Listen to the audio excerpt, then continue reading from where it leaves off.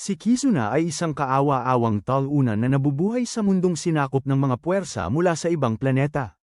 Ngunit nang malaman niyang ang kanyang kakaibang kakayahan ay maaaring magbigay ng sobrang lakas sa mga babaeng mandirigma, bigla siyang naging isang napakahalagang figure sa kanyang mundo at tinalo ang lahat ng masasamang loob para iligtas ang planeta. Nagsimula ang lahat sa loob ng isang kakaibang silid kung saan si Kizuna ay nagsasagawa ng isang pribadong pagpapalakas kay kasamang Haimkawa na naging sanhi upang umabot sa pinakamataas ang antas ng kanyang kapangyarihan. Pagkatapos noon, lumabas sila sa silid patungo sa isang tiwangwang na mundo kung saan sila sinalubong ni Yuri at ng kanyang buong tikas na tila nagbabadya ng pinsala. Inaasar ni Yuri si Haimkawa dahil sa labis na pagkalugod sa silid, ngunit si Haimkawa ay nahiya. At sinasabi niyang ginagawa lamang niya ito para sa misyon. Pagkatapos niyan, habang ini-activate niya ang kanyang gamit, bigla siyang inatake ng isang higanting mech, ngunit may isang sumabog dito ng pira-piraso. Ang taong yun ay isa pa palang kasama na si Ain, na agad dinala si Kizuna sa silid at sinabi sa kanya na maglaro ng Doktor-Doktorin kasama niya. Nang mapansin ni Kizuna na mataas na ang antas ng kanyang kapangyarihan, sinabi niyang gusto niyang magpakalabis para ma-access niya ang ipinagbabawal na sandata sa loob niya. Bago ang lahat ng ito, si Kizuna ay nasa tren, nananaginip tungkol sa kung paano siya iniwan ng kanyang ina noong bata pa siya. Nang magising siya, nakita niya isang mensahe mula sa kapatid niyang si Riri, na nagsasabi sa kanya na pumunta sa Ataraxia Academy at makipagkita sa kanya sa punong tanggapan. Ilang sandali pagkatapos, nakarating siya sa akademya at tinawagan si Riri para tanungin kung bakit niya ito ipinatawag dito kahit na walang silbi ang kanyang kapangyarihan, ngunit sinabihan siya nito na tumigil sa pagdaldal at makipagkita sa kanya sa lalong madaling panahon. Dali-daling umalis si Kizuna para hanapin ang punong tanggapan, ngunit naligaw siya at pinanood ang karagatan habang nagkukunwaring si Eren Yeager. Noon din, nakita niya si Ain sa di kalayuan, at may kung anong nagpaparamdam sa kanya na kilalanan niya ito. Nakita ni Ain na nakatitig siya at tinanong kung may problema ba siya sa pag-iisip, na nagpakaba sa kanya na kausapin pa ito. Basta, saka sila nakarinig ng mga sirena, at sinabihan ni Ain si Kizuna na magtago habang sinisimulan niyang tanggalin ang kanyang plot armor. Tinanong siya ni Kizuna kung baliw ba siya, ngunit sinabi niya rito na emergency yun, at kailangan niyang makahanap ng kanlungan. Pagkatapos niyon, ipinahayag niya ang isang pilot suit sa ilalim ng kanyang damit at inaktiba ito, na nagpapahintulot sa kanyang gamit na tinatawag na hybrid na bomb alot sa kanyang katawan. Sinabi sa kanya ng sistema ng kanyang suit na hindi niya ito magagamit ng matagal dahil sa mahinang baterya. Ngunit binaliwala niya ang babalang ito habang nakikita niya ang isang Magitech na sandata na papalapit sa kanyang direksyon. Pagkatapos ay naglabas siya ng sandata mula sa isang nakatagong imbakan at lumipad patungo sa mech, nilabanan ito hanggang sa pasabugin niya ito. Habang pinapanood ni Kizuna, ilang interceptor ang nagsiaktibo sa paligid ng akademya, at ang buong lugar ay nagiging isang muog. Pagkatapos ay tumakbo siya sa kagubatan upang muling makasama si Ain, na muli siyang sinabihan na magtago habang lumalaban siya sa mga mech. Gayunpaman, nagtataka si Kizuna kung dapat din siyang lumaban, ngunit naalala niya ang sinabi ng kanyang ina na mas walang silbi siya kaysa kay Sakura. Habang nahihirapan siyang pumili, nakakita siya ng isang malaking sandatang Magitech na papalapit sa kanya, ngunit bago pa nito sirain si Kizuna, lumitaw si Haimkawa at sinira ang mech. Pagkatapos ay tinanong niya kung bakit siya naroroon, ngunit bago pa niya masabi na bagong estudyante siya, dumating si Yuri at inakusahan si Haimkawa ng paghuhugas ng isang bagong dating sa gitna ng atake. Si Haimkawa ay naguguluhan at itinanggi ito, bago sumama kay Yuri upang labanan ang natitirang mga mech. Pagkaalis nila, tumingala si Kizuna upang makita si Ain Oro Farming, ngunit pagkatapos, lumitaw ang isang higanteng barkong Magitech, at huminto sa paggalaw ang katawan ni Ain dahil sa pagkaubos ng baterya ng kanyang suit. Nang makita ito, nilukuban siya ng mga mech para siya ay bumagsak, at nagtaka si Kizuna kung may sapat siyang tapang upang iligtas ang buhay nito. Naalala niya pagkatapos na sinabi ni Riri sa kanya na ang halaga ng isang tao ay hindi natutukoy ng kanilang kakayahan kundi sa kung paano sila nabubuhay, kaya hinubad niya ang kanyang damit para sa mga dahilan ng kwento bago niya i-activate ang kanyang suit. Pagkatapos ay lumipad siya sa hangin at nahuli si Ain, ngunit nawalan siya ng kontrol at pareho silang bumagsak sa kagubatan. Habang nababalik ni Kizes ang kanyang pagiging kalmado, ang kanyang paningin ay nahulog sa dibdib ni Ain, ngunit kinontrol niya ang kanyang sarili at sinubukang gisingin ito. Pagkatapos noon, tumawag si Riri at sinabi sa kanya na pindutin ng dibdib ni Ain kung gusto niyang iligtas ang buhay nito. Ang pagkarinig nito ay nagpanik sa kanya, at nagtanong siya kung bakit kailangan niya itong gawin. Ngunit sinabi ni Riri sa kanya na sundin lang ang sinabi niya o sila'y wala ng ibang pagpipilian. Pinakinggan ni Kizuna ang kanyang kapatid, na dahan-daang nagkarga sa hybrid ni Ain. Gamit. Gayunpaman, habang papalapit ang mga mech sa kanila, nagiging hyperactive si Kizuna upang mapabilis ang proseso ng pag-recharge. Di kalaunan, naglalabas ng kakaibang aura ang kanilang mga katawan, at paggising ni Ain, nakakaramdam siya ng bugso ng kapangyarihan na dumadaloy sa kanyang katawan. Sinabi naman ni Riri sa kanya na ito ang tunay na kapangyarihan ng kasuutang tinatawag na Heart Hybrid, na maaaring buhayin sa pamamagitan ng matinding kalapitan. Na-curious, tinanong ni Kizuna si Ain kung ano ang nararamdaman nito, ngunit nang makita niya ang kalagayan ng kanyang damit, napagtanto niya ang ginawa ni Kizuna sa kanya at hinampes ito palayo. Napansin niya pagkatapos na mas malakas ang kanyang pakiramdam at ang kanyang hybrid. Puno rin ang karga ng gear na nakalilito sa kanya. Pagkatapos, lumipad siya at mag-isang tinalo ang hukbong Magitech, dahilan upang umatras ang kanilang barkong pandigma. Noon din, sumama sa kanya sina Haimkawa at Yuri, nagtatanong kung paano siya naging ganoon kalakas, at tiningnan ni Ain si Kizuna sa ibaba, nagtataka kung siya ang dahilan sa likod nito. Samantala, nagsimulang mamula si Kizuna nang marealize na sa wakas ay nahawakan na ang kanyang mga kamay ng isang bagay na iba sa kanyang sarili. Pinanood ni Riri ang buong eksenang ito mula sa himpilan at idineklara na ang Heart Hybrid ang susi sa pagliligtas ng mundo. Maya-maya, tinipon niya ang lahat ng mga estudyante sa auditorium at ipinapaliwanag na 15 taon na ang nakalipas. Naganap ang isang pangyayari na tinawag na First World Collision at lumitaw ang mga spaceship mula sa ibang dimensyon sa Earth sa pamamagitan ng mga lagusan sa kalawakan na tinatawag na open entrance. Mabilis na kumilos ang militar laban sa kanila, ngunit walang anumang sandata nila ang naging epektibo laban sa mga dayuhang mananakop na ito. Makalipas ang 2 linggo, nagsara ang lagusan sa kalawakan at nagwakas ang digmaan, ngunit nangyari ulit ang lahat at sa pagkakataong ito, nagkubli ang populasyon ng tao sa mga isla na tinatawag na megafloats habang ang natitirang bahagi ng mundo ay naguho. 15 taon na ang lumipas, ang mga tao ay nasa bingit ng pagkalipol, ngunit sa wakas, mayroon na silang paraan upang lumaban sa mga dayuhang mananakop na ito at mabawi ang mainland. Ipinakilala ni Riri ang lahat sa Amaterasu team, na binubuo ni Yuri, Haimkawa, Ain, at ang bagong miyembrong si Kizuna na nagulat pa rin na ang kanyang kapatid ay ang mataas na commander ng akademya. Sinabi pa ni Riri na mayroon silang paraan upang gawing mas malakas pa ang hybrid gears at pagkatapos ay ipinakita ang footage ni Kizuna na gumawa ng hindi angkop na kilos kay Ain, laking gulat ng lahat.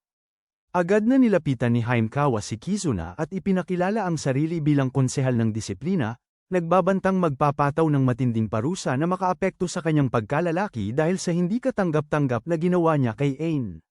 Gayunpaman, nagpatuloy si Riri sa pagsasabi sa lahat na nakakuha si Ain ng hindi sukat akalaing kapangyarihan sa pamamagitan ng pagbabahagi ng pagmamahal kay Kizuna, at ang prosesong ito ay tinatawag na Heart Hybrid. Pagkatapos ay sinabihan niya ang mga miyembro ng Amaterasu na ibalik ang kanilang enerhiya at magpalakas sa pamamagitan ng paggamit kay Kizuna, na kaagad namang nagpawala sa natitirang kaunting respeto niya. Kinabukasan, nagising si Kizuna sa kanyang dormitoryo upang matagpuan si Ain na kumikilos na parang isang dummy-mommy. Sabi niya ay dumating siya upang mag-charge ng kanyang hybrid, ngunit nang buksan niya ang kanyang kamiseta, nalito siya at sinabihan siyang bilisin ang pag-charge. Kinabahan si Kizuna at tinanong kung bakit siya nagmamadali, nang biglang may kumatok sa pinto. Si Haimkawa pala ito, na nagsabing nagkamali siya ng paghusga. Siya kahapon at dumating para humingi ng paumanhin. Pagkatapos, pumasok siya sa silid at nakita si Ain na nasa ibabaw niya, at nagulantang siya dahil inakala niyang pinilit siya ni Kizuna.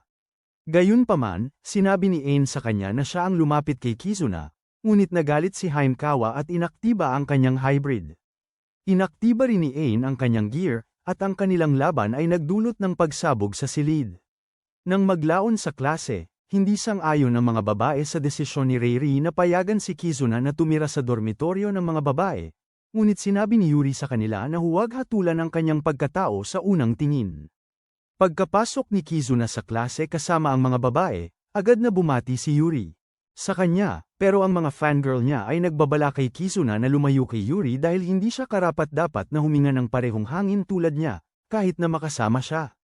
Gayunpaman, hinihiling ni Yuri sa mga babae na kumalma at tinatanong si Kizuna kung talagang kaya niyang palakasin siya. Sinabi ni Kizuna na hindi siya sigurado, pero nang magmungkahi siya na subukan ito ngayon, sinabi ni Haimkawa na hindi siya papayag na may mangyaring kakaiba sa klase. Tinanong ni Ain si Kizuna kung ayos lang basta hindi sila nasa klase, pero mabilis na sinabi ni Haimkawa na hindi niya sila papayag ang gawin ito hanggang sa matapos. Nang sandaling yun, isang loli na tinatawag na Sylvia ang lumitaw sa klase at sinabi kay Kizuna na pinapatawag siya ng commander. Dinala niya siya sa research lab, kung saan nakita ni Kizuna ang larawan ng kanyang ina, na dating pinuno ng mga mananaliksik sa hybrid project. Pagkatapos, nakipagkita siya kina Reiri at sa direktor ng lab, si Shikina, na gumawa ng espesyal na aparato para kay Kizuna, na nagbibigay daan sa kanya na ma-access ang pribadong impormasyon tungkol sa mga miyembro ng Amaterasu. Sinabi ni Reiri sa kanya na ang bawat hybrid suit ay may karga, at kapag bumaba ito sa 5%, hindi na magagamit ang suit. Masyadong matagal ang natural na paggaling, ngunit ang hybrid ni Kizuna ay may kapangyarihan na pabilisin ang paggaling, at ang kapalaran ng sangkatauhan ay nakasalalay sa kanyang kakayahang gumawa ng mga pie na may cream. Ginawa rin niya siyang kapitan ng koponan at itinalaga, Sylvia bilang kanyang taga-subaybay, na mamomonitor sa kanyang pag-unlad kasama ang mga babae.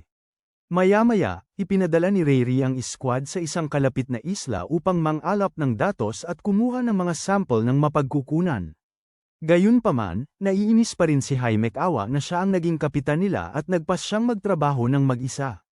Binalaan ni Reiri si Yuri na mag-ingat dahil ang kanyang hybrid ay nasa 20% na singil, ngunit sinabi ni Yuri sa kanya na ligtas ang isla at dapat siyang mag-alala sa kanyang kapatid. Kalaunan, narating nila ang isla at inilagay ang data recovery device. Hinayla ni Yuri si Kizuna palayo at tinanong kung ilang kalaban na ang kanyang natalo at kung mayroon siyang kasintahan. Lamang para malaman na siya ay isang birhen na walang karanasan sa kapwa kababaihan at pakikipaglaban. Bilang tugon, sinabi niya na nakakuha siya ng 300 ngunit tumatangging ipaliwanag kung ang tinutukoy niya ay ang bilang ng mga nakasama niya o ang bilang ng mga kaaway na kanyang napatay. Pagkatapos ay iminungkahi niya na muling sumama sila sa iba, ngunit sa kanyang gulat, isang pasukan ang lumitaw sa kanyang harapan at lumabas mula sa loob si Chromia mula sa Transformers. Samantala, tapos na sa pagkolekta ng datos sina Haimekawa at Ain, at nang makita nila ang pasukan, agad silang naging alerto. Kasabay nito, inaktiba ni Yuri ang kanyang hybrid gear, ngunit nang subukan niyang tumawag ng backup, lahat ng koneksyon ay naputol at sina Ain at Haimekawa ay nasarhan din sa loob ng isang dome. Yuri, pagkatapos ay inutusan si Kizuna na hanapin sila, ngunit sa daan, nakita niya na 6% na lang ang baterya ng kanyang hybrid gear at mag-isa siyang lumalaban.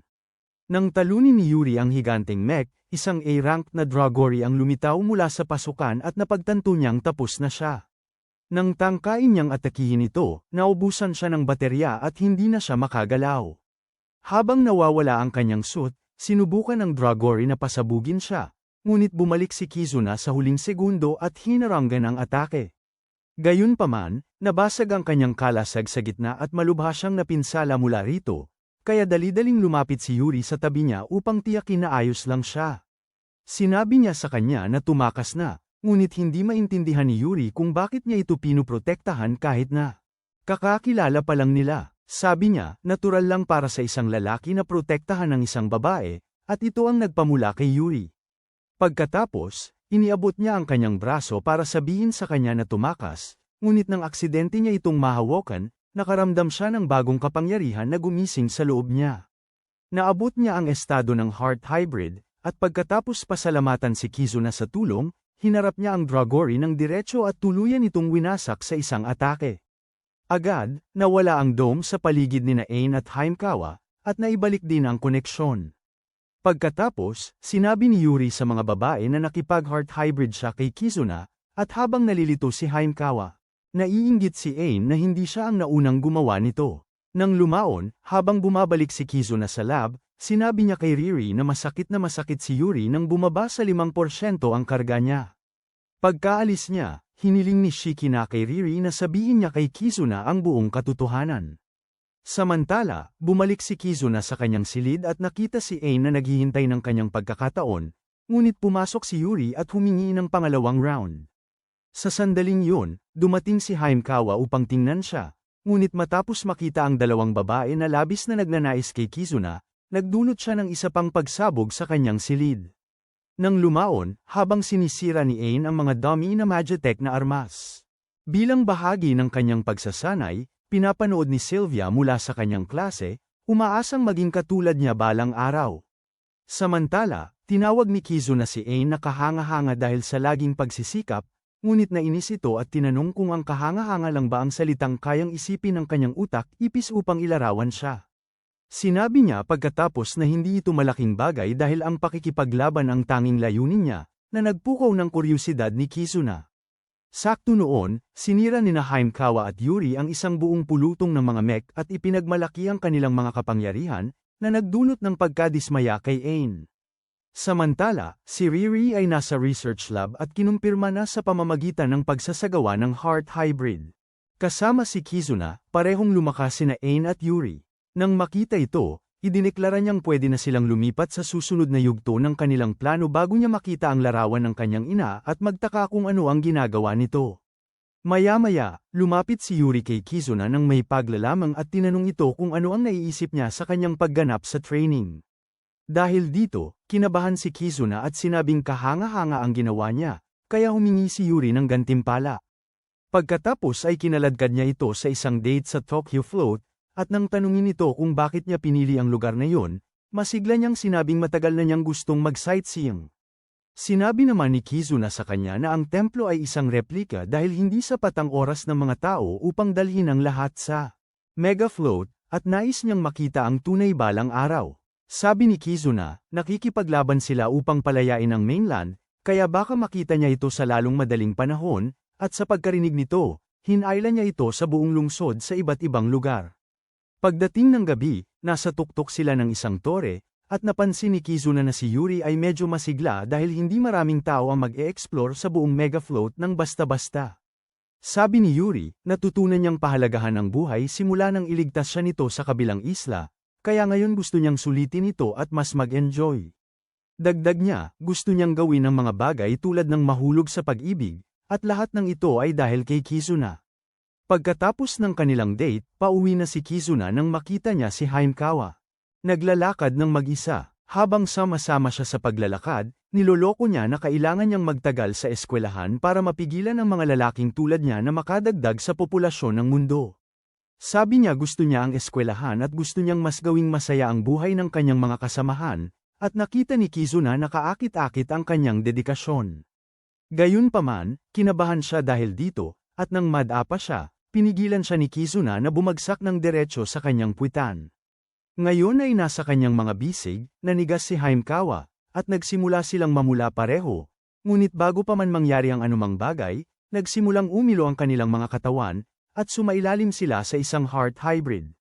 Habang naguguluhan si Kizuna, mabilis na lumayo si Haimkawa mula sa kanya at kinagalitan ang sarili dahil sa pagiging masyadong sensitibo. Sakto naman, may narinig sila sa gym at sumilip sa ventilasyon para makita si Ainot na mag-isang nagsasanay. Inihayag ni Haimkawa na laging ganyan si Ainot, at kahit may sumubok makipag-spar sa kanya, nananatili siyang malayo sa iba. Sabi niya, walang makapagsasabi kung ano ang iniisip ni Ainot, pero naaalala ni Kizuna na nakita niya itong umiiyak noong una niya itong makita. Samantala, natanggap ni Rei ang balita na naka-heart hybrid na rin si Kizuna kay Haimkawa, kaya kailangan niyang sabihin dito ang buong katotohanan tungkol sa mga hybrid suit. Kinabukasan, tinanong ni Kizuna ang kanyang mga kaklase tungkol kay Ainot, pero wala silang alam tungkol dito. Sakto naman, nahuli siya ni Ainot sa akto at dinala siya sa labas, kung saan sila umupo. Nang naiilang sa isang bangko, nag-iisip si Kizuna kung paano sisimulan ang usapan, ngunit inunahan siya nito sa pagtatanong kung nakapag-almusal na ba siya. Nang sabihin niyang hindi, kinuha niya ang kanyang baunan na puno ng mga sandwich, at nagtanong si Kizuna kung gawa bahay ang mga ito. Sabi ni Ainot binili niya ang mga ito sa tindahan, hiniwa sa kalahati, at inilagay sa baunan, at yun na ang abot ng kanyang kakayahan bilang may bahay. Nang magtalo si Kane na hindi yun maituturing na gawang kamay, ipinaliwanag niya ng detalyado kung paano walang tunay na gawang kamay, at sa wakas ay napagtanto ni Kizuna kung bakit wala siyang kaibigan.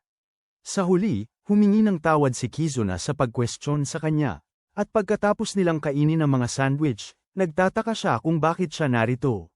Nang siya, sinusubukang umalis, nagsimula siyang mamula at tinanong kung gusto nitong kainin ang cookie niya bilang panghimagas.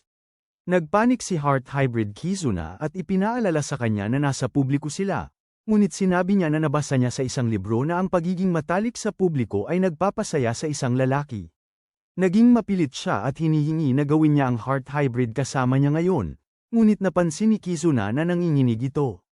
Nang tanungin niya kung natatakot ito, itinago niya ang kanyang takot at sinabi na hinding-hindi siya matatakot sa isang hamak na tulad niya.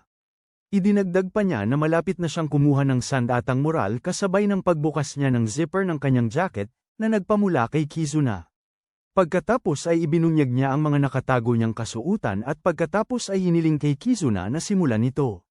Nang mag-alinlangan ito, hinawakan niya ang kamay nito at pinilit itong damahin. Sinasabi na hindi niya hahayaang matalo siya ni Yuri at Haimkawa. Dahil dito, pumayag si Kizuna na tulungan siya at ginamit ang dalawang kamay. Habang ginagawa ito, idiniin niya si Ain sa bangko at umibabaw, ngunit nang lumapit siya para halikan, umiwas ng tingin si Ain, na nagpaunawa sa kanya na mali ito. Lumayo siya at sinabi na kailangan nilang mas makilala ang isa't isa para mas maging malapit sila sa isa't isa, ngunit sinabi ni Ain na imposible ito at tumakbo palayo. Pagkatapos nito, nagpunta si Kizuna para makipagkita kay Reiri, at dinala siya nito sa silid kung saan siya sumailalim sa isang operasyon ng pagkakabit ng core maraming taon na ang nakalipas. Inamin niya na ginawa lang niya ito para makuha ang pag-aproba ng kanyang ina, ngunit iniwan pa rin siya nito. Sinabi niya pagkatapos na gusto niyang malaman pa ang tungkol kay Ain, tulad ng kung saan siya, pinagmulan at kung ano siya, ngunit sinabi ni Reiri na walang talaan ng kanyang maagang buhay.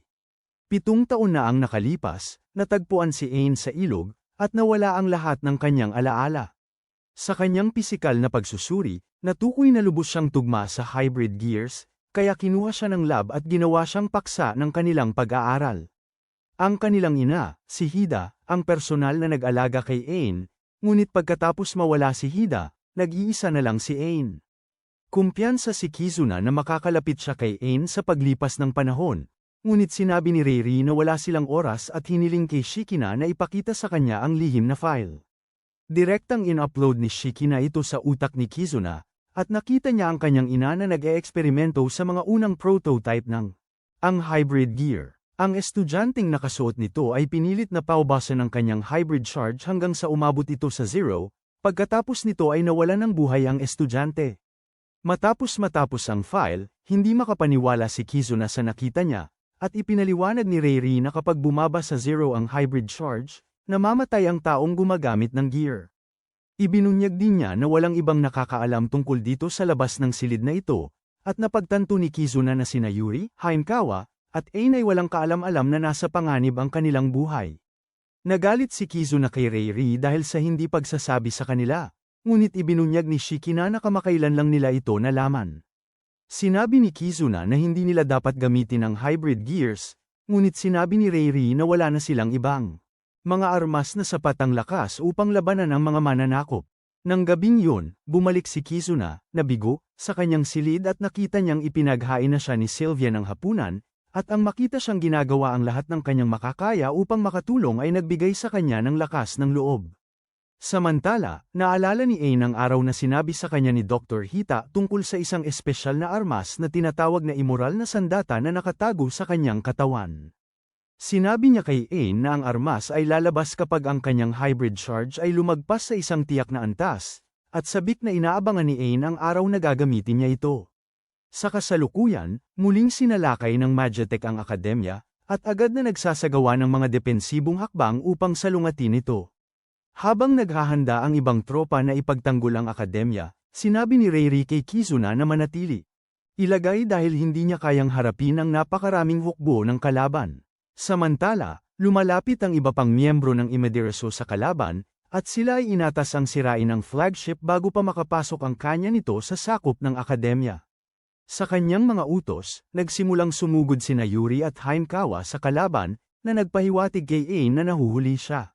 Dahil doon, naging padalos-dalos siya at lumusot ng mas malalim sa fleet ng kalaban, hanggang sa makita niya ang isang higanteng Drojiri. Bumalik sa command center, napansin ni Riri na mas mabilis bumaba ang hybrid charge ni Ain kaysa karaniwan, at kung bumaba ito sa 0, mawawasak ang kanyang core at magtatapos ang kanyang buhay. Sa kabila nito, sumugod siya ng buong tapang sa Drojiri, at hinampas ito ng napakalakas kaya pumutok ito sa isang hampas lang. Pagkatapos ay idineklara niya na mas malakas siya kina Yuri at Haimkawa dahil natalo niya ang isang A-class, ngunit agad siyang tinawagan ni Kizuna upang ipaalam na ang kanyang karga ay wala pang 10%. Gayunpaman, sumugod pa rin siya, kaya nagpa siya si Kizuna na sundan siya para hindi siya mamatay. Habang papalapit si Ain sa flagship, humaharap siya sa matinding putok ng kanyan hanggang sa mas bumaba pa ang kanyang karga, at nawalan siya ng malay. Nang magising siya, natagpuan niya ang sarili sa loob ng isang laboratorio na katabi si Kizuna, na nagsabi sa kanya na bumagsak siya matapos tamaan ng direkta. Humiling siya ng update sa sitwasyon, at ipinaalam ni Kizuna sa kanya na isang grupo ng mga mananakop ay lumalapag habang nag-uusap sila. Nang marinig ito, nagpa siyang sumali muli sa labanan. Ngunit napakabigat ng kanyang katawan dahil ang kanyang hybrid charge ay mas mababa sa 5%. Sa kabila nito, sinubukan niyang lumabas, ngunit pinagbabawalan siya ni Kizuna na umalis. Bilang tugon, sinabi niyang ang pakikipaglaban lang ang tanging magagawa niya, at hindi siya magpapabaya habang may mas mahuhusay pa sa kanya. Pagkatapos ay itinuring niya ang sarili na walang silbi dahil hindi niya magawa ang tanging bagay na siya mismo ang dinisenyo para gawin, nanlulumo sa kawalan ng pagkakakilanlan o alaala maliban sa kanyang papel bilang isang hybrid gear user. Idinagdag niya na nawala ang lahat ng kanyang alaala bago ang lab, at ginugol niya ang buong buhay niya ng nag-iisa. Ngayon, natatakot siyang makipagkaibigan dahil hindi siya magaling sa pakikipag-usap. Pinagtanto ni Kizuna kung bakit siya kumikilos na parang tanga kanina. Naaalala rin niya kung paano siya pinuri ni Dr. Hida sa tuwing magaling siya sa hybrid gear. Ngunit yun lang ang kaya niyang gawin. Ang pagiging mas mahusay sa lahat sa pakikipaglaban ang kanyang tanging pagkakakilanlan, at hindi niya matanggap ang katotohanang mayroong gumagawa nito ng mas mahusay kaysa sa kanya. Naalala niya rin noon ang sinabi ni Dr. Hida sa kanya na may nakatagong sikretong sandata sa loob niya, at kailangan niyang i-overcharge ang kanyang hybrid para ma-unlock ang nasabing sandata. Gayunpaman, naisip niyang masyadong matagal bago tumaas ang kanyang karga, at naisip niyang imposible ang sandatang iyon na makamit. Ngunit pagkatapos, sumama si Kizuna sa labanan, at naisip niyang sa wakas. Nagkaroon ng pagkakataon. Aminado si Ain na sinubukan niyang paibigin ito, ngunit di nagtagal ay napagtanto niyang ang kanyang pisikal na pang-akit lamang ay hindi sapat upang akitin ito. Kaya, marami siyang binasang libro tungkol sa kung paano makipagkaibigan sa mga lalaki, at sinubukan pa nga niyang ipagluto ito ng tanghalian, ngunit lubos lamang siyang nabigo. Pagkatapos, nakita niya ang kontrobersyal na libro ni Mia Khalifa at nagpa siyang subukan ng ilang pamamaraan kay Kizuna, ngunit nabigo siya at hindi niya nagamit ang kanyang natatagong paraan ng pang-akit. Ipinahayag niya na wala na siyang dahilan upang mabuhay, at hindi na magtatagal bago mamatay ang lahat sa isla.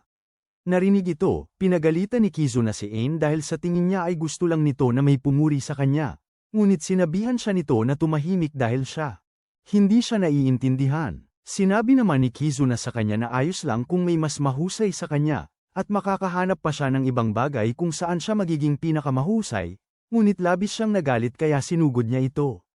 Gayunpaman, hindi man lang kumurap si Kizuna, at inagaw niya ang tracking device nito para makita na ubos na rin ang hybrid charge nito.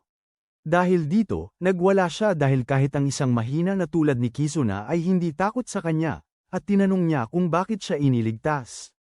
Isiniwalat naman ni Kizuna na siya ang pangunahing paksa ni Dr. Hita hanggang sa may lumitaw na mas nababagay, at siya ay isinantabi. Sinubukan niyang magkaroon ng normal na buhay pagkatapos noon, ngunit hindi siya makapagsalita sa mga tao o makipagkaibigan.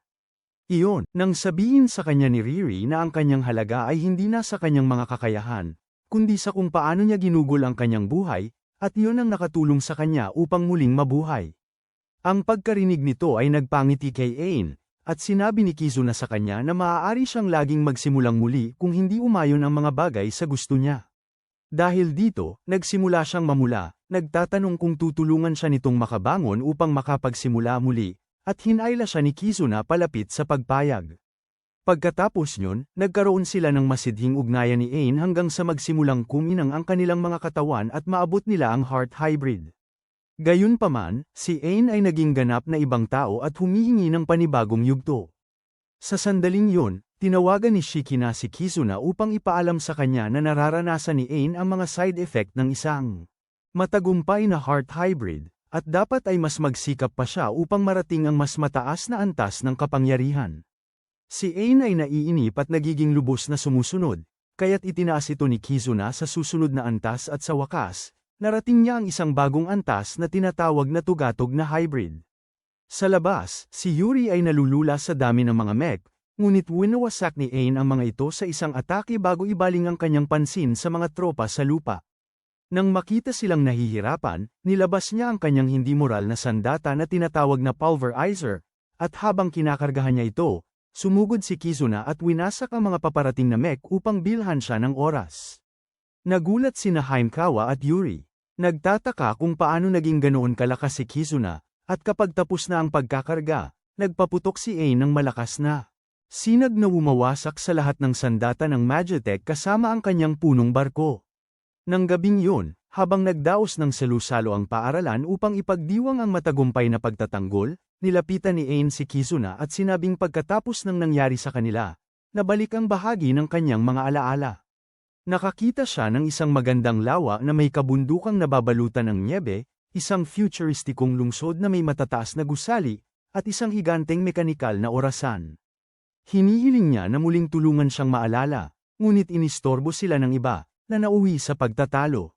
Samantala, tinawag ni Shikina si Riri sa kanyang lab at ipinakita sa kanya ang footage ng labanan ngayong araw, inihayag ang isang misteryosong figurang malatao na nakasuot ng hybrid na kagamitan. Nalito si Riri kung ano ang isang tao, ay kakampi ng Magitech, hindi alam na isang bago at malaking hamon ang paparating sa kanilang direksyon.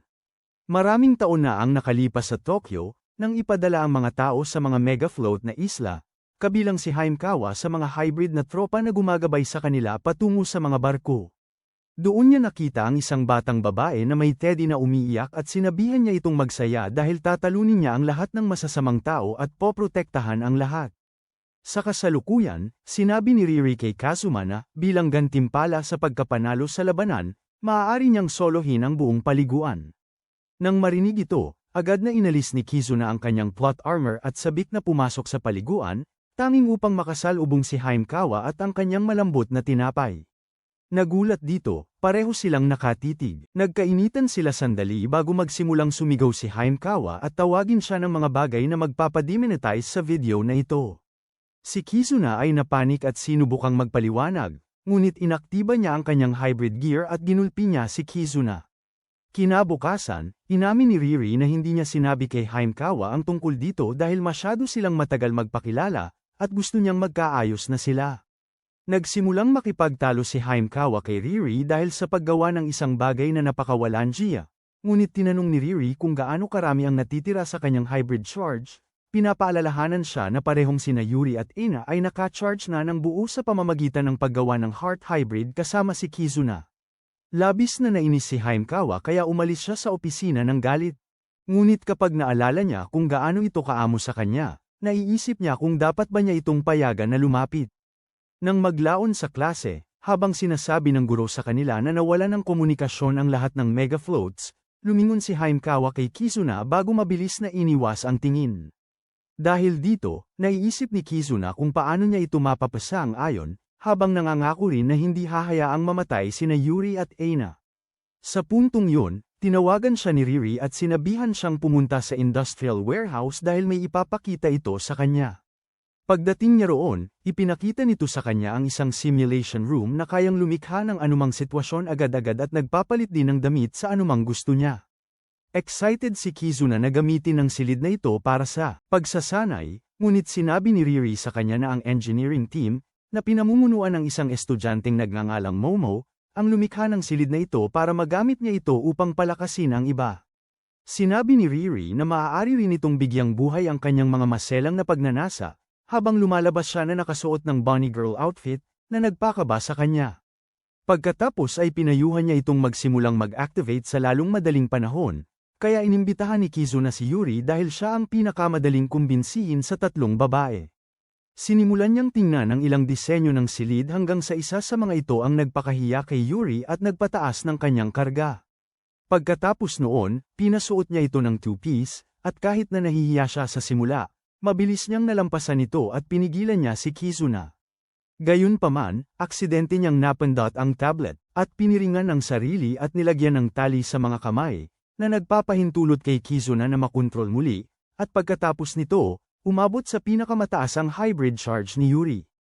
Nang gabing yun, nakita ni Haimkawa ang isang mag-asawa sa bakuran at humadlang sa kanilang sandali.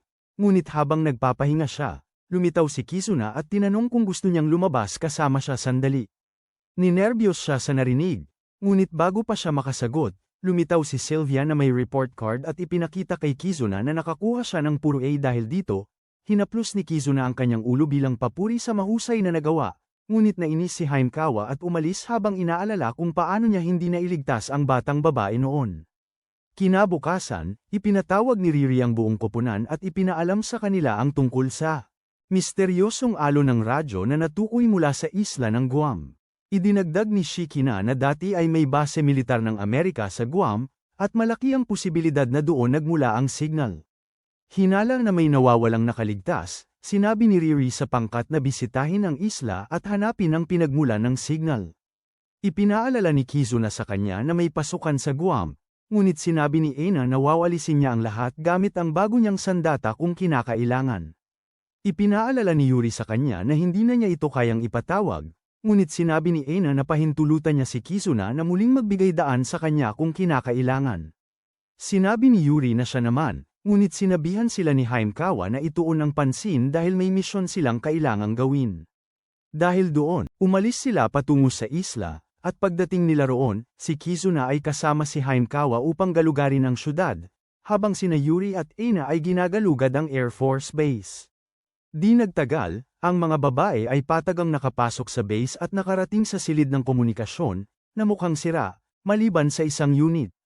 Samantala, habang ginagalugad ni Kizuna at Haimkawa ang syudad, nakakita siya ng isang stuffed teddy sa kalsada, na nagpaalala sa kanya ng nakaraan. Sa oras na yun, nakarinig sila ng isang kumakanta at sinundan ang boses upang makita ang isang hati na berde ang buhok na umiinom ng tsaa. Walang ingat na ipinahayag ni Haimkawa na siya ay mula sa Amaterasu Squad at naparito upang iligtas siya. Ngunit ipinatawag ng babae ang kanyang heart hybrid gear, sa labis nilang pagkagulat. Nang tanungin ni Haimkawa kung sino, siya ay ipinakilala ng babae ang sarili niya bilang si Aldea, isang mandirigma mula sa ipinagmamalaking imperyo ng Badlantes. Ibinunyag din niya na siya ay nagmula sa ibang mundo at agad na binuksan ang isang pasukan sa likuran niya. Pagkatapos noon, sinimulan niya silang atakihin, ngunit habang lumalaban si Haimkawa, lumalabas na walang saysay ang lahat ng kanyang atake. Ginamit ni Aldea ang pagkakataong ito upang mangibabaw, ngunit bigla na lang, lumitaw si Yuri at pinante ang labanan. Sumama rin si Ena sa laban, sinabi kay Kizuna na kailangan nilang mahuli si Aldea ng buhay upang makakuha sila ng impormasyon mula sa kanya. Habang naglalaban sina Ena at Aldea, agad na nakilala ni Aldea si Ena bilang ang babaeng sumire sa kanilang punong barko at sinubukan siyang guluhin sa isip. Gayunpaman, pumasok si Kizuna at pinaghiwalay silang dalawa. Pagkatapos nyon, nagpatawag si Aldea ng isang dragon na may 3 ulo mula sa pasukan, at nakilala ito ni Haimkawa bilang ang umatake sa Tokyo Float. Agad siyang lumipad upang labanan ito, ngunit hindi makatagos ang kanyang mga talam sa baluti ng dragon. Sinubukan ding tumulong nina Ena at Yuri, ngunit naging walang saysay din ang kanilang mga pagsisikap. Iginiit ni Haimkawa ang pakikipaglaban sa dragon, ngunit napagtanto ni Kizuna na hindi nila ito kayang labanan at inutusan ang pangkat na umatras. Habang lumilipad palayo sila, nagpasya si Aldea na hayaan silang umalis dahil naubusan na siya ng mahika habang tinitingnan ni Kizuna ang nalulungkot na si Haimkawa at pinoproseso ang lahat ng kanyang natutunan ngayon. Pagkatapos nilang bumalik sa base, Shikina, ipinapalam sa squad na ito ang unang mananakop na tao na kanilang naranasan, at ang espesyal na kakayahan niya ay tila bumabalot sa espasyo.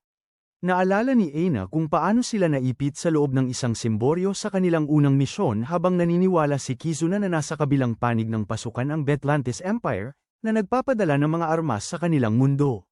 Sabi ni Riri na hindi pa sila makakasiguro, at idinagdag ni Shikina na ang Tri-Head Dragon na ipinatawag ni Aldea ay isang S-class na halimaw. Sa pag-alala kung paano nito minsan winasak ang lungsod, humingi si Haimkawa ng pahintulot kay Riri na bumalik at labanan ito. Ngunit tinanggihan siya ni Riri, na sinabing nakakuha na sila ng higit sa sapat na impormasyon para sa isang misyon. Tumanggi si Haimkawa na tanggapin ito, at nais isugod ang lahat ng tauhan sa kalaban, ngunit nang hindi suportahan ng sarili niyang mga tauhan ang kanyang padalos-dalos na ambisyon, naiinis siya at padabog na lumabas ng silid. Inihiwalay niya ang sarili mula sa iba sa kanyang dorm room, ngunit nang puntahan siya ni Kizuna upang tingnan, nakita niyang bukas ang pinto. Ginamit niya ang kanyang tracking device upang hanapin siya, ngunit nang walang signal na ipakita, agad siyang naghinala na siguradong lumaban na siya kay Aldea. Di nagtagal, tinambangan ni Haimkawa ang reyna ng Jugs, ngunit madaling inilega ni Aldea ang atake niya at pinuri ang kanyang lakas loob sa pagdating ng mag-isa. Humingi si Haimkawa ng mga sagot mula sa kanya, ngunit nang paglaruan siya ni Aldea, sinubukan ni Haimkawa na atakihin siya gamit ang mga talam. Gayunpaman, madaling hinaranggan ni Aldea ang lahat ng atake niya, at nakapagbigay pa nga ng isang matinding tama kay Haimkawa. Pagkatapos, ginamit niya ang kanyang sandata para ikulong si Haimkawa sa loob ng isang kubo, na isang hindi matatakasang espasyo na gawa sa baluktot na espasyo. Ibinunyag ni Aldea na kontrolado niya ang espasyo sa loob ng kubo, na nangangahulugang maaari niyang manipulahin ang katawan nito, at sinimulan niya ito sa pamamagitan ng pag-unat kay Haimkawa. Sa kabutihang palad, inistorbo siya ni Yuri at napilitan siyang pakawalan si Haimkawa para harangan ang mga atake ni Yuri.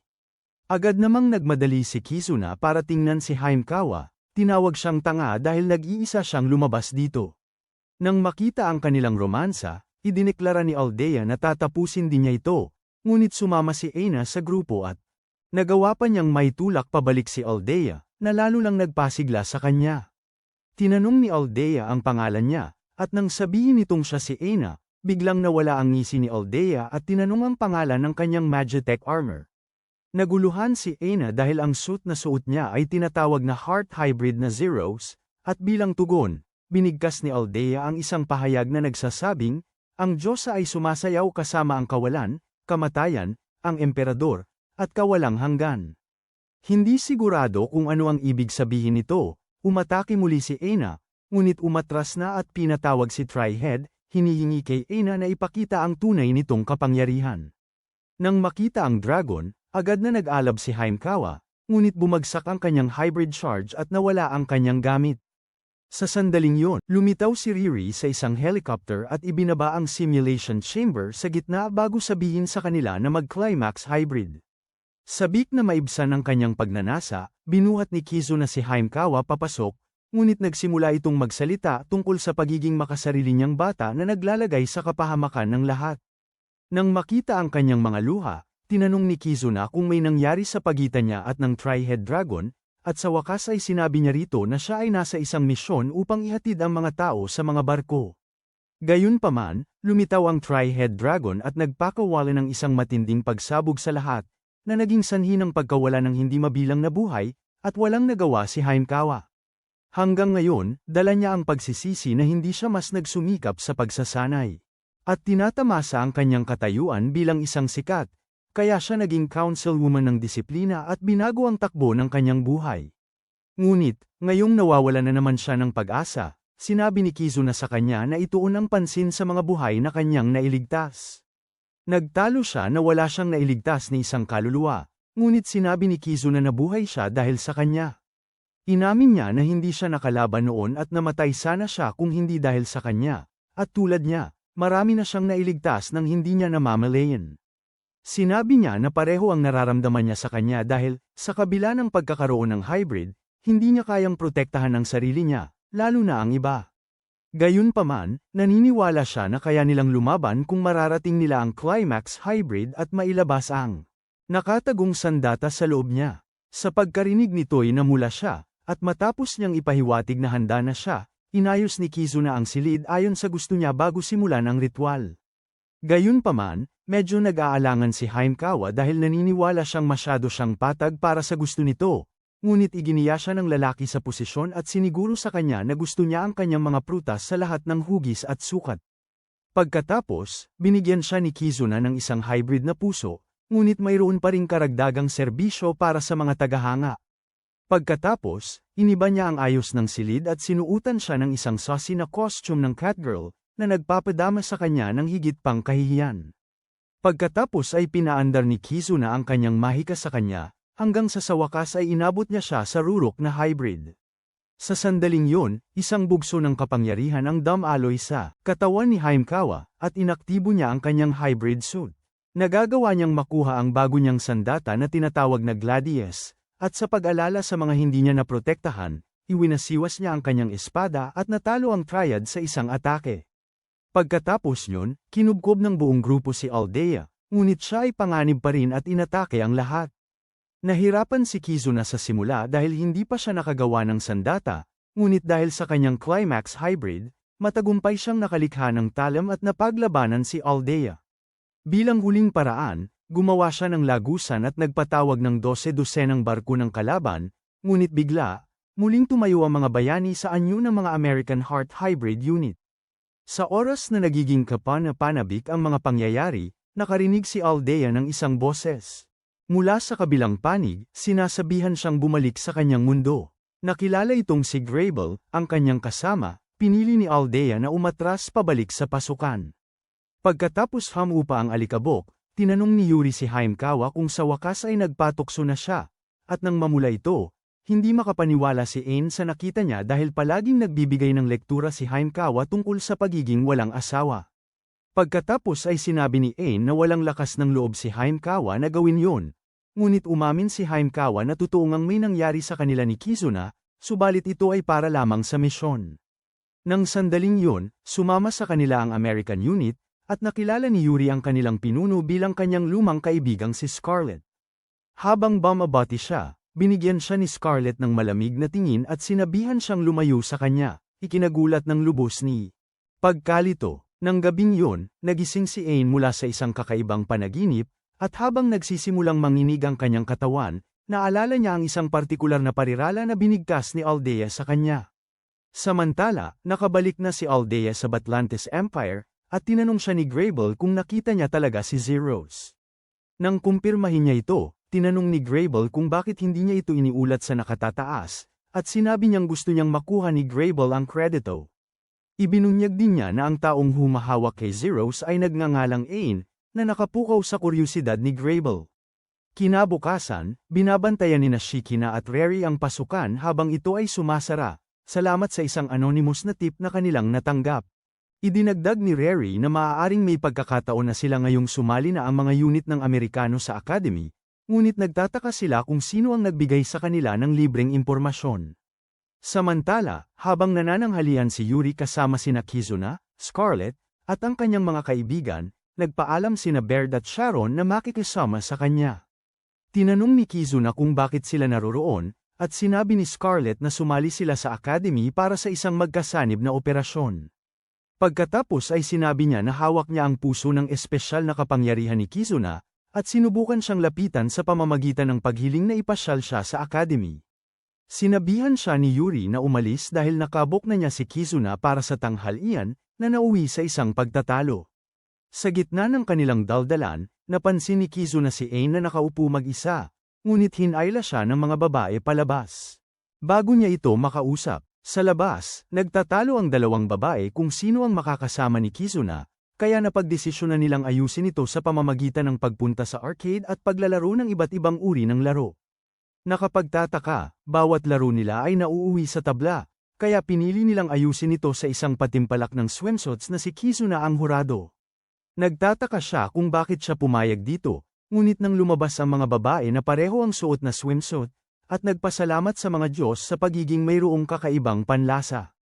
Gayunpaman, nagalit si Scarlett at nagdulot ng aberya sa kasuotan ni Yuri bago niya ihinila si Kizuna sa changing room.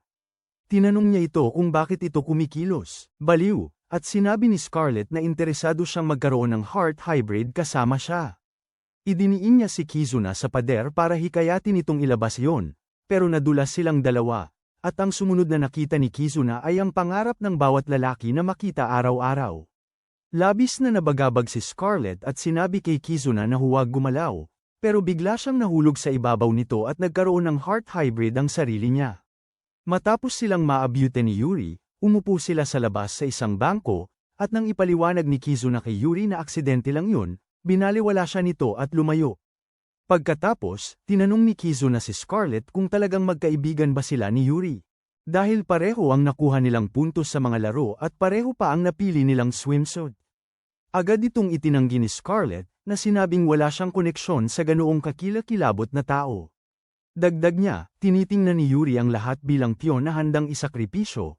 Inalala pa niya kung paano sila minsang nakikipaglaban sa isang druggery at nasa bingit ng kamatayan. Gayunpaman, lumayo si Yuri sa laban hanggang sa hamina ang druggery at siya ang tumapos dito sa isang solong dagok. Ito ang nagpabago sa kanya bilang sikat na celebrity sa magdamag, at sinabi ni Scarlett na hinding-hindi niya ito mapapatawad sa paggamit sa kanya bilang piyon.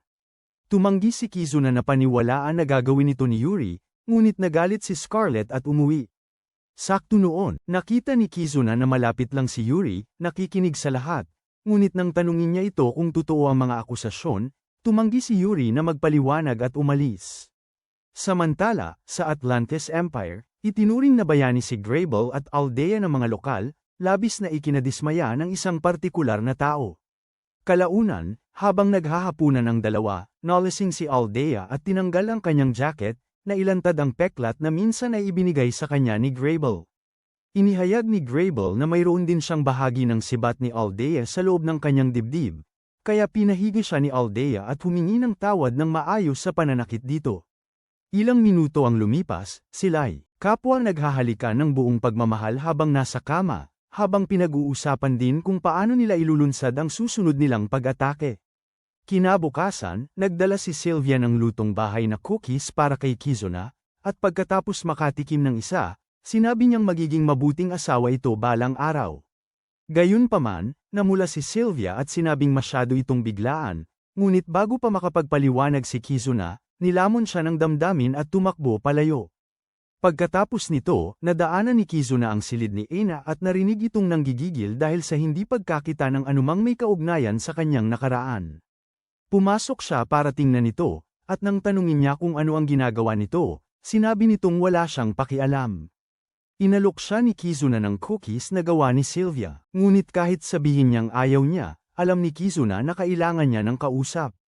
Habang nakaupo sila, sinabi niya rito na magtanong ng kahit ano. Ngunit sinabi ni Kizuna na hindi siya magtatanong ng kahit ano, at dapat niyang sabihin kung ano ang gusto niya ng kusa. Dahil dito, nagsimula siyang mamula at akmang hahawakan ang kamay nito, ngunit biglang tumunog ang mga alarma, at agad na pumasok si Riri sa control room upang suriin ang sitwasyon. Doon, nalaman niyang may nag-iisang mananakop ang lumapag sa lungsod, at ito ay walang iba kundi si Grable.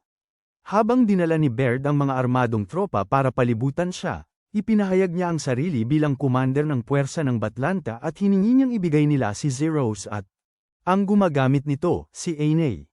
Ipinapaalala ni Baird sa kanya na napapalibutan siya at wala sa posisyon para magdikta bago senadoryasan ang kanyang sniper na si Sharon na paputukan siya. Matapos paputukan ni Sharon si Grable, madali niyang naiwasan ang bala at mabilis na napabagsak ang buong pulutong sa loob lang ng ilang segundo. Nang dumating si Kizuna at ang iba pa sa pinangyarihan ng laban, nakita nilang lahat, kabilang sina Baird at Sharon, ay natalo, at ito ang naging dahilan para mawala ng kontrol sa sarili si Scarlett. Nagpakawala siya ng 12 ng missile patungo kay Grable, ngunit sinira ni Grable ang mga ito sa ere at pagkatapos ay gumanti ng atake sa kanya. Lumapit si Kizuna para harangan ang atake, ngunit natamo niya ang matinding pinsala sa proseso. Nang makita ito, sinabi ni Yuri sa kanilang dalawa na manatili sa likod, ngunit si Scarlett ayaw niyang iligtas siya. Samantala, nakipagsagupaan sina Haimkawa at Ane kay Grable, ngunit ginapi silang dalawa nito sa mismong sandali na inilunsad ni Yuri ang kanyang pinakamalakas na atake sa kanya. Kahit pa, madali siyang ginapi ni Grable, at siya ay bumagsak, iniiwan si Scarlett na lamang upang harapin ang mangyayari. Sa loob ng ilang segundo, natalo rin si Scarlett, kaya dahan-daang lumakad si Grable patungo kay Aine at muling sinaktan nito. Ginamit ni Kizuna ang anumang lakas na natitira sa kanya upang kalabanin siya, ngunit wala rin siyang gaanong magawa. Pagkatapos niyan, sinabi ni Grable kay Aina na sumama sa kanya kung gusto niyang malaman kung sino siya.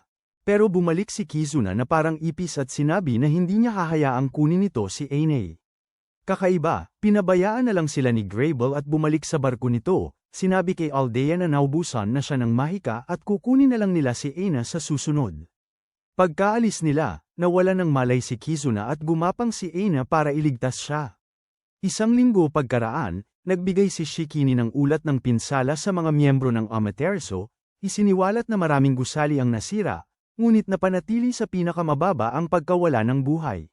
Sa sandaling yun, pumasok si Kizuna sa silid at agad na natuwa ang mga babae na nakabalik na siya sa kanyang mga paa.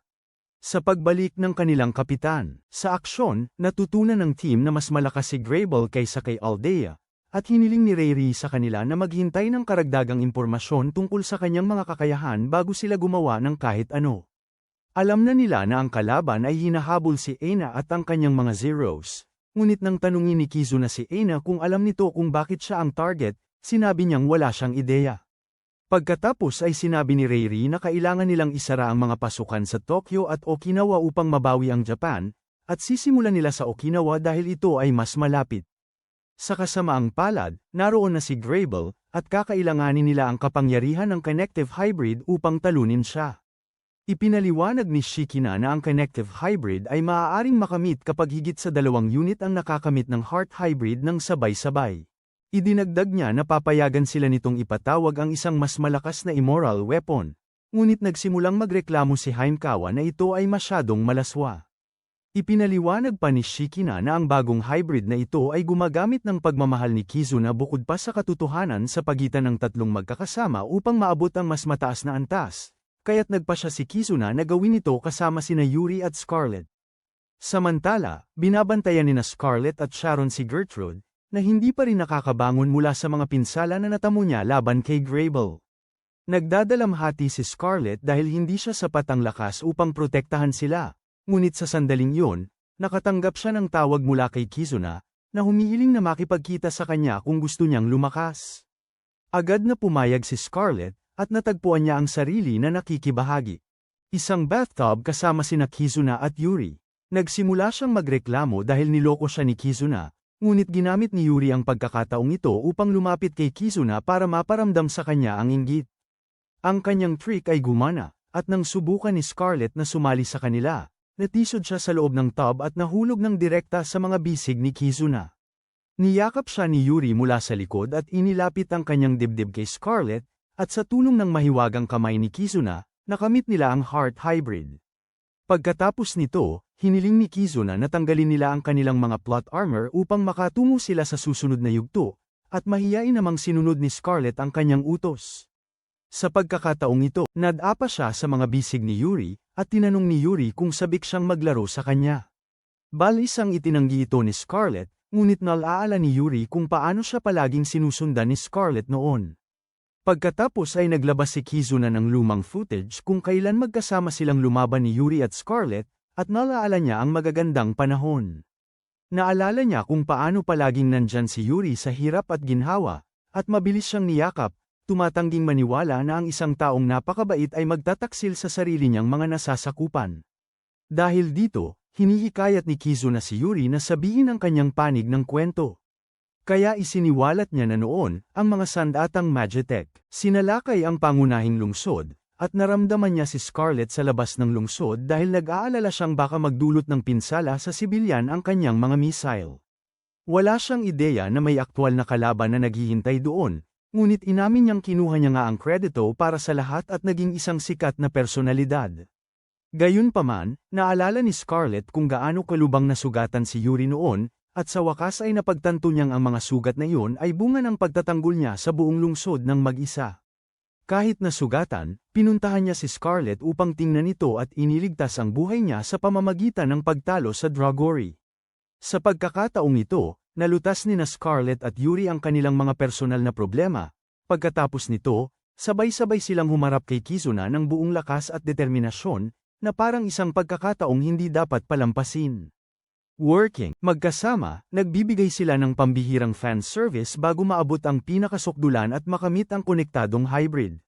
Pagkatapos nyon, nahati sila sa dalawang pangkat at humayo upang harapin si Grable, na lubos na puspos ng lakas salamat sa tongue twister ni Aldea at naghihintay ng pag-atake.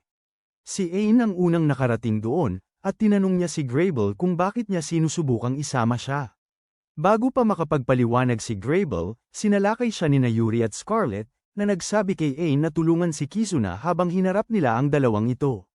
Pagkaalis niya, nilubog ni Scarlet si Grable sa sunod-sunod na mga missile, at habang ipinagtatanggol siya ni Aldea, nagpatawag si Yuri ng isang bagong immoral na sandata na tinatawag na Crosshead.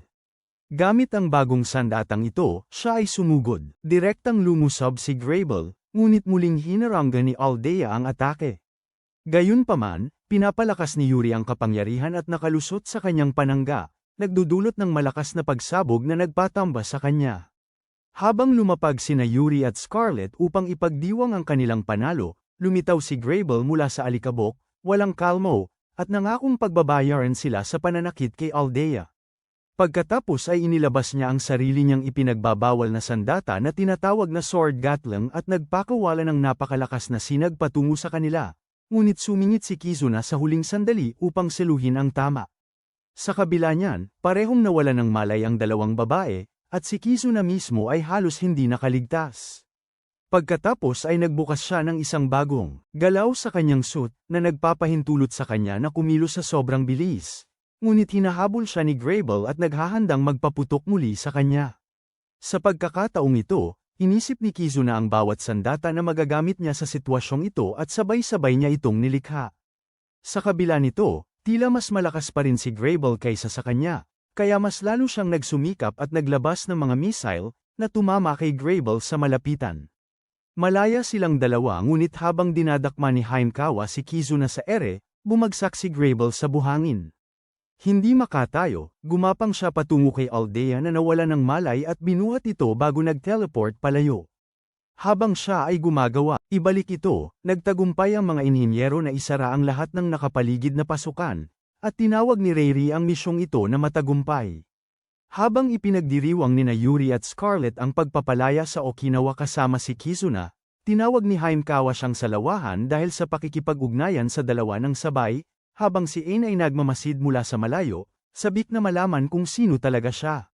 Pagkatapos nito, ipinatawag ni Reiri ang Amaterasu Squad sa control room at ipinaalam sa kanila ang kanilang susunod na misyon, na ang pagpapalaya sa mainland ng Japan. Kinabukasan, kinausap ni Kizuna ang isang klase ng mga lalaki, itinuturo sa kanila ang mga batayan tungkol sa akademya. Gayunpaman, nang ipilit nilang matuto ang matitinding bagay, naglabas si Kizuna ng perpektong modelo ng mga karakter ng Amaterasu Squad at tinuruan sila kung paano gawin ang heart hybrid, na natural na nagpasigaw sa lahat ng mga nananabik. Ipinakita pa niya sa kanila ang isang heat graph ng bawat individual na miyembro kasama ang uri ng silid na gusto nila, at nagsimulang sambahin siya ng lahat sa klase na parang siya si Andrew Tate o kung ano paman. Pagkatapos ay mas pinalalim pa ni Kizuna ang lahat sa pamamagitan ng pagpapakita sa kanila ng aktwal na footage ng ginawa niya ang heart hybrid kasama si Haimkawa, ngunit biglang pumasok ang babae sa klase at tinakat ang lahat bago pininsala ang buong silid-aralan. Sa panahong yon, may ginaganap na pista ang akademya upang makapag-relax ang mga estudyante bago ang malaking labanan, ngunit nakita ni Reiri si Haimkawa na lumalaban ng matindi sa lahat at nag-alala para sa kanila. Maya-maya, sumama si Kizuna sa lahat sa likod entablado, at nang tanungin siya ni Yuri kung bakit siya may benda sa mukha, ipinahayag ni Haimkawa na napagdiskitahan niya ito dahil ginawa niya itong unpaid OnlyFans model. Pagkatapos ay ipinahayag ni Yuri na oras na para sa ensayo at wala si Aine, kaya nagpa siya si Kizuna na hanapin siya. Habang tumatakbo siya sa paligid ng mga stall, nakita niya si Gertrude sa isang wheelchair at agad itong nilapitan para kumustahin. Sinabi sa kanya ni Gertrude na huwag siyang mag-alala dahil makakatayo rin siya kaagad, at ninais ni Kizuna ang lahat ng pinakamabuti para sa kanya bago nagtatanong kung nakita niya si Aina. Sinabi ni Gertrude na nalibot na niya ang bawat stall, at wala si Aina rito, kaya iminungkahi niya na tingnan sa loob ng gusali ng paaralan. Pagkatapos ay pumasok si Kizuna sa haunted house attraction para hanapin siya, ngunit tumakbo palayo sa kanya ang mga babae roon dahil siya ang kilala sa di angkop na paghawak sa kanilang paaralan. Pagkatapos ay nakita niya si Sylvia na nagpapanggap na multo, kaya hinawakan niya ang kamay nito at inakay palabas. Sinabi kay Yuri na gamitin ito kung sakaling hindi nila makita si Amy sa oras. Kahit pa kinakabahan si Sylvia, iniwan niya sila sa mga babae at umalis para hanapin muli si Amy. Sa pagkakataong ito, pumunta siya sa engineering sector at tinanong si Momo kung nakita niya si Ana, ngunit sinabi nitong hindi. Nang lumingon siya upang umalis, inutusan niya itong subukan ang kanilang bagong railgun, ngunit nang sabihin nitong nagmamadali siya, inihila pa rin niya ito para sumama. Sa panahon ng pagsubok, ipinagdarasal ni Kizuna na sana ay hindi ito sumabog sa kanya, ngunit ginawan siya ng sukdulang kalokohan ng plot gods at pinasabog ang baril. Pagkatapos, pumunta siya sa manga club, kung saan nakita niya si Shikina na nagbabasa ng fanfic tungkol sa kanya at sa kanyang kapatid, labis niyang ikinagulat. Sumunod, pumunta siya sa maid cafe ni Scarlett upang maghanap ng impormasyon, ngunit ang mga katulong doon ay nag-alok sa kanya ng ibang serbisyo, kaya nagpasya siyang umalis agad. Sa huli, isinuko na niya ang paghahanap dahil malapit na ang oras ng konsyerto. Samantala, sa Batlantes Empire, si Grable ay pinahihirapan ng husto ng ibang mga commander dahil nakipag-ugnayan siya sa kalaban ng walang pahintulot ng kanyang mga nakakataas at hindi niya iniulat ang pagkadiskubre ng mga Zero. Nang marinig ito, nakipagtalo si Grable kay Section, pinuno ng Batlantes, na hindi na nila kailangang kumitil pa ng maraming buhay. Ngunit siya ay sinampal habang sinasabi ni Section na walang buhay na mas mahalaga kaysa sa kanilang hinahanap bago niya ito tinitigan sa mata upang magdulot ng isang uri ng hypnosis. Pagkatapos noon, sinimulan niyang palu-paluin si Grable, ngunit nasiyahan si Grable dahil ng hypnosis. Sinusubukan niyang labanan ito, iniisip na darating si Aldea at ililigtas siya, ngunit pananghinaan siya ni Section ng loob sa pagbubunyag na nagawa na niyang sunod Sonyeon si Aldea, kasama ang iba pang mga commander. Dahil dito, nakakuha si Section ng impormasyon tungkol sa kinaroroonan ni Zero at inipon ang kanyang mga tauhan upang maglunsad ng pag-atake sa Academy, ngunit nakasalubong lamang niya si Dr. Hida.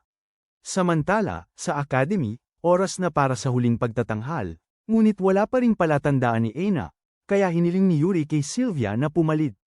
Sa pagsisimula ng pagtatanghal, naglakad-lakad si Kizuna sa loob ng paaralan, nagtataka kung saan napunta si Ana sa oras na yon. Bigla, nakita niya ito sa isang silid-aralan, at nang lapitan niya ito, sinabi niya na hinanap niya ang mga lugar na nakita niya sa kanyang mga alaala, ngunit hindi ito umiiral sa daigdig. Dahil dito ay nagtataka siya kung siya ba ay mula sa ibang mundo, ngunit natatakot siya hanggang sa ayaw na niyang maalala. Tumanggi siyang gumawa pa ng anumang heart hybrids kahit na bumaba ang kanyang enerhiya sa Zero, sa takot na maging ibang tao siya kung maibalik ang lahat ng kanyang alaala. Nang makita ito, iniabot ni Kizuna ang kanyang kamay, na sinisiguro sa kanya na mananatili pa rin siya kung sino siya kahit ano pa ang kanyang maalala. Naalala niya ang panahon na sinubukan ni Kizuna na kaibiganin siya sa lab, ngunit tumakbo siya palayo sa kanya noong oras na iyon. Ngunit sa pagkakataong ito, kinuha niya ang kanyang kamay, at sinisiguro niya sa kanya na lagi niya itong makikita bilang si Ana, na nagpagan sa kanyang puso. Pagkatapos nito, sinimula ni Kizuna na gamitin ang kanyang mahika sa kanya, at mahiyain niyang tinanggap ang lahat ng kanyang paglapit. Gayunpaman, binuksan nito ang isang bagong bahagi ng kanyang mga alaala, na naging dahilan upang sumigaw siya at itulak siya palayo. Sakto naman, ipinabatid sa kanila ni Rei na lumitaw ang isang kalabang armada sa rehiyon ng Kanto sa Japan, kaya inipon ni Kizuna ang squad at agad na lumabas upang labanan sila. Gayunpaman, habang papalapit siya sa armada, nagulat siyang makita ang sarili niyang inasakay ng barko ng kalaban. Lumipad siya papasok sa barko upang makipag-usap kay Hida, at nagpa siya ang mga babae na hayaan siyang harapin ito ng mag-isa. Sinimulan ni Hida ang usapan sa pagpansin kung gaano na ito kalaki mula nang huli niya itong makita, ngunit diretsyong tinanong ni Kizuna kung bakit siya nasa isang barko ng Batlantes. Sinabi niya na bahagi raw iyon ng kanyang fieldwork, at pumunta siya sa Bilanthes para sa kanyang pananaliksik. Maraming tanong si Kizuna sa kanyang ina at hiniling dito na bumalik sa akademya, ngunit tumanggi ito dahil hindi pa kumpleto ang kanyang pananaliksik. Nang marinig ito, muling ginamit ni Rei ang comms para sigawan siya sa tenga, humihingi ng paliwanag kung bakit siya kumakampi sa kalaban. Gayunpaman, sinabi ni Hida sa kanya na masyado siyang tanga para intindihin ito, at ito ay lubos na nagpagalit kay Rei kaya inutusan niya si Kizuna na hulihin si Hida. Nang subukang hawakan siya ni Kizuna, napagtanto niya na siya ay isang hologram, kaya sinabi ni Hida sa kanya na pumunta sa Tokyo kung gusto niya itong makita. Pagkatapos nitong magpaalam, isang tinanong ni Kizuna kung paano niya aalisin ang mga core, ngunit nawala ito nang hindi nagbibigay ng sagot. Agad namang sumakay ang mga babae sa barko upang tiyakin na maayos si Kizuna, ngunit sila ay inatake ng isang kakaibang babae na nagngangalang Regress. Ang kanyang hybrid gear ay mas malaki kaysa sa anumang nakita nila dati, ngunit bago pa niya sila magawa ng anumang masama, ang kanilang barkong pandigma ay umikot at umalis. Pinagalitan ni Regress si Hida dahil sa pag-atras sa kabila ng kanilang kalamangan, ngunit ipinapaalala ni Hida sa kanya na ang tanging layunin nila ay ang makipag-usap sa kanila. Kinumpirma ito ng kanyang assistant na si Varday, sinabing iniutos ni Zelshin. Sila na sundin ang sinasabi ni Hida. Pagkatapos, tinanong niya si Hida kung pupunta si Kizuna at ang iba pa sa Tokyo, kahit alam niyang maaari itong maging patibong, at buong kumpiyansang sinabi ni Hida na pupunta sila dahil siya ang nagplano nito. Samantala, bumalik ang grupo sa control room at nalaman mula kay Reire na ang Tokyo Liberation ay bahagi ng plano ni Hida, na nagpapakita na nakakakuha siya ng mahahalagang impormasyon mula sa isang hindi kilalang tao, at naniniwala siya na ito ay mula kay Hida. Idinagdag din ni Shikina na nakuha nila ang impormasyon upang isara ang mga pasukan mula sa parehong channel, at tanging ang isang kasing talino ni Hida ang maaaring nasa likod nito. Nabigla rito, tinanong ni Kizuna si Reire kung ano ang susunod nilang gagawin. At sinasabi niyang kailangan nilang pumunta sa Tokyo kahit pabitag yun. Dahil dito, ginanahan si Aina, at sinabi niya sa lahat na huwag nang umatras ngayon bago umalis ng silid. Sinubukan ni Kizuna na sundan siya, ngunit pinigilan siya ni Rare dahil mayroon siyang kailangang pag-usapan. Sa labas, nalulungkot si Aina sa pagtataboy kay Kizuna, ngunit nagpakatatag siya at umalis para magsanay. Samantala, pinakiusapan ni Rare si Kizuna na pumili ng bagong miyembro ng Emma Torso, ngunit nag-aalangan si Kizuna dahil isusugal ng bagong miyembro ang kanilang buhay sa pamamagitan ng pagpapalagay ng core sa kanilang katawan. Inamin ni Rare na ang ginagawa nila ay immoral, ngunit wala silang ibang pagpipilian kung gusto nilang iligtas ang sangkatauhan at mabawi ang mainland. Pagkatapos ay binigyan niya ito ng listahan ng mga kandidato, at ito ay pumukaw sa kanyang pag-uusisa. Kinagabihan, nakipagkita siya kay Sylvia at sinabi rito na gusto niyang maging isang hybrid gear pilot. Agad namang nasabik si Sylvia na maging bahagi ng Emma Torso, ngunit sinabi niya rito na pag-isipan itong mabuti at walang sino man ang huhusga sa kanya kung tumanggi siya. Nang marinig ito, naiyak siya at tinanong si Kizuna kung sa tingin nito ay hindi siya sapat, ngunit bago pa man siya makapagpaliwanag, nagtantrum ito at tumakbo palayo. Gayunpaman, sinundan siya ni Kizuna at niyakap siya, na nagsasaad na ayaw niyang mamatay ito. Naisip niya na masyado siyang mahina para maging kapitan, at dahil dito, natanto niya na inaalala lang siya nito. Ibinunyag niya pagkatapos na pangarap niyang maging bahagi ng Emma Torso upang lumakas at hanapin ang kanyang mga magulang, na nawawala sa London.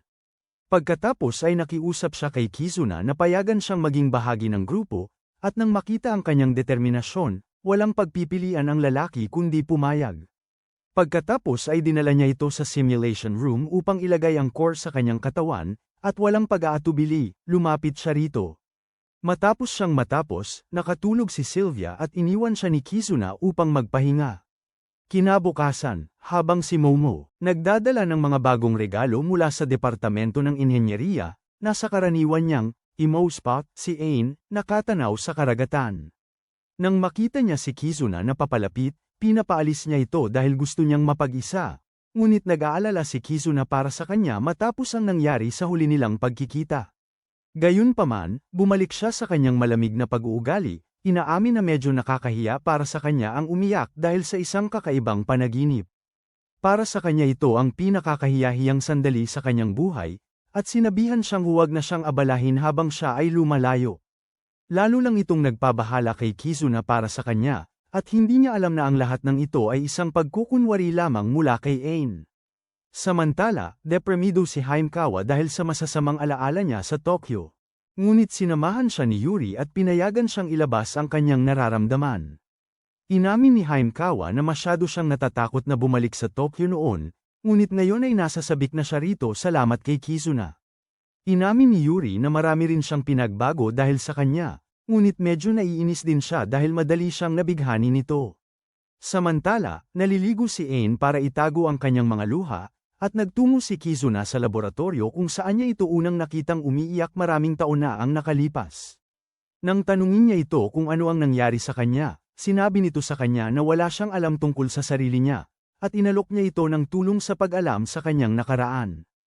Palaging alam ni Kizuna na iyakin si Ain sa kalooban at nagpapakatatag lamang sa panlabas. At naiisip niya kung ano na kaya ang nangyari kung hinawakan noon ng babae ang kanyang kamay. Kinabukasan, habang nagtitipon ng Amaterasu para sa kanilang misyon, biglang tumunog ang mga alarma, at inatake sila ng mga bagong sandata ng Magitech na tinatawag na Vikings. Kaagad na nagdulot ng kaguluhan ang mga Vikings sa lungsod, kaya't si Scarlet ang namuno at inutusan ng Amaterasu Squad na lumisan patungong Tokyo. Kaagad nilang inaktiba ang kanilang hybrid gear at lumipad, ngunit bigla silang hinaranggan ng isang malaking kawan ng Magitech na sandata. Nang makita ito, inutusan ni Kizuna ang lahat na magkahiwalay at pumunta sa kani-kanilang itinalagang lugar, upang hindi sila makita. Gayunpaman, habang papalapit si Kizuna sa lungsod, nakikita niyang may ilang sandatahang nagbabantay, kaya palihim siyang pumasok sa isang lagusan ng subway upang iwasan ang mga ito. Pagkatapos ay naglagay siya ng aparato ng komunikasyon sa loob, at ito ang nagbigay daan sa control room sa akademya na makakuha ng malinaw na senyales. Kasabay nito, dumating din ang mga senyales mula sa ibang miyembro ng squad, at kapag natukoy na ang lokasyon ng pasukan, muling ipinadala ni Ray ang engineering squad upang isara ito. Pagkatapos nyon, lumabas si Kizuna upang manggulo at ilayo ang atensyon mula sa mga inhinyero, ngunit nagulat siya nang makita ang ilang sibilyan na casual na naglalakad sa paligid ng lungsod. Habang nagtataka siya kung ano sa Wudo Bias ang nangyayari, nakita niya sina Hida at Varday na nakatayo sa tuktok ng isang gusali. Tinanong niya si Hida kung paano nito naibalik ang lungsod, ngunit pumalakpak si Hida upang patayin ang ilusyon, inilalantad ang isang ganap na sirang at sira-sirang lungsod. Pagkatapos ay inihayag niya na ang lahat ng mga taong nakikita niya ay totoo, at sila ay ginayuman ng mahika upang mamuhay ng normal at masayang buhay dito, na siya namang nagpapahintulot sa kanya na kunin ang kanilang enerhiya ng buhay. Ang enerhiya ay sinisipsip sa isang aparato na naglilipat nito sa Atlantis, at plano ni Hida na gawing malaking bukid na pinagkukuhanan ng enerhiya ang buong lungsod. Ikinagagalit ni Kizuna ang nakita ng mapagtanto niya na ang ina ay walang pagpapahalaga sa buhay ng tao, at ang lahat ay isa lamang eksperimento para sa kanya. Galit niyang ipinahayag na ipapabalik niya siya, at pipilitin siyang tanggalin ang hybrid core mula sa lahat. Sinabi ni Hida na imposibleng mangyari yun, dahil nakita lamang niya ang mga core at iniayon ang mga ito upang gawing mahika ang enerhiya ng buhay, ngunit walang paraan upang baligtarin ang proseso. Nang matanto na ang lahat ng mahal niya ay palaging nasa panganib, nawala sa sarili si Kizuna at sumugod kay Hida upang bigyan siya ng leksyon, ngunit hamarang si Varday, at binigyan siya ng katotohanan. Nang mga oras na yon, lumitaw si Ragras at hinamon siya sa isang duwelo, ngunit nakita ni Kizuna ang mga inosenteng tao na naglalakad sa mga kalye at inilayo si Ragras upang protektahan sila. Ilang sandatang Magitech ang sumunod sa kanya at sinukol siya sa isang eskinita, ngunit tinawag ni Kizuna ang kanyang mapagkakatiwalaang mga kakampi, na agad na lumitaw, at pinabagsak ang mga mech habang nangangalap din ng aura. Habang ibinabaling nila ang kanilang atensyon kay Ragras, siniguro ni na Scarlet at ng kanyang mga kasama ang lugar para sa mga inhinyero, ngunit nakakuha sila ng senyales para sa paparating na atake at naghanda para sa laban. Samantala, tinalo ni Ragras sina Haimkawa at Yuri sa loob ng ilang segundo, at si Ain na lang ang tanging may kaunting pag-asa na matalo siya. Gayunpaman, matapos ang kanyang 2 segundo ng katanyagan, natalo rin siya, at si Kizuna na ang huling natitira. Habang inaalagaan niya si Ain, sinabi ni Ragras na dadalhin niya pabalik si Ain. Kasama niya, ngunit dahil wala nang silbi ang iba pa, ibabalik na niya ang mga ito sa kanilang pinanggalingan. Habang naghahanda siyang wakasan si Kizuna, tinamaan siya ng malakas na laser, na nagmula sa isang higanteng hybrid unit, na pinapatakbo ng pinakabagong miyembro ng Amaterasu, si Sylvia. Humingi siya ng paumanhin sa pagkahuli at sinabi kay Kizuna na tumakas habang pinipigilan niya si Ragras, at sumang-ayon naman si Kizuna. Pagkaalis nito, nagalit si Ragras sa pagkaantala, ngunit nanindigan si Sylvia at binombahan siya ng mga missile na lubhang nakasira sa kanya. Matapos ang matinding sagupaan, lubusang tinalo ni Sylvia kay Ragras at nagawa siyang mapabagsak. Ngunit si Ragras ay masyadong mapagmataas para tanggapin ang pagkatalo at ipinadala ang kanyang mech upang pasabugin ang buong lungsod. Sa kritikal na sandaling yun, habang ang mga mamamayan ng Tokyo ay humaharap sa nalalapit na kamatayan, buong tapang na ipinatawag ni Sylvia ang kanyang epikong imoral na sandata, na nagpalitaw ng isang makalangit na figura sa harap niya. Ang makalangit na figurang yun ay nagpatawag ng isang higanteng black hole na humihigop sa nok papasok dito bago ito pasabugin sa loob. Pagkatapos nyon, bumaba sa lupa ang pagod na si Sylvia, at habang tumatakbo si Kizuna palapit sa kanya, maligaya niyang ipinahayag na pinrotektahan niya ang lahat. Nakita ito ni Haida mula sa malayo at kinuha niya ito sa tala. Bago umurong patungong Atlantis. Nang mga sandaling yon, lumitaw ang ilang karagdagang barkong pandigma ng kalaban, ngunit nagpadala si Reyes ng isang portable simulation room kay Kizuna, na inutusang palakasin ang tatlong babae at tulungan silang manalo sa labanang ito. Pinili muna ni Kizuna si Haimkawa dahil pinakamababa ang kanyang enerhiya, habang ang iba naman ay nagbigay ng suporta. Samantala, inatake ni Zelchian ang unit ni Scarlet, na ginamit ang kanyang kapangyarihang hipnotismo para gawing sunod Sonyeran ang lahat sa kanya. Habang pinapagana ni Kizuna ang kanyang mahika kay Haimkawa sa loob ng silid, nilalabanan ni Eina ang mga mech, ngunit hindi siya makapag-focus dahil hindi niya matanggap ang katotohanang siya ay naging napakahina. Di nagtagal pagkatapos, lumabas si Kizuna sa silid kasama si Haimkawa, at tinukso siya ni Yuri dahil sa pagtatagal niya roon. Namula si Haimkawa at sinabing naghanda lamang siya para sa misyon bago niya i-activate ang kanyang heart hybrid gear. Gayunpaman, nang siya ay tambangan, iniligtas siya ni Eina at lumapit kay Kizuna, agad na dinala si Kizuna sa loob ng silid habang nagrereklamo si Yuri na siya naman ang susunod. Matapos putulin ang komunikasyon, hiniling niya kay Kizuna na magkaroon sila ng koneksyon, dahil kailangan niya ng access sa kanyang immoral na sandata upang manalo sa labanang ito.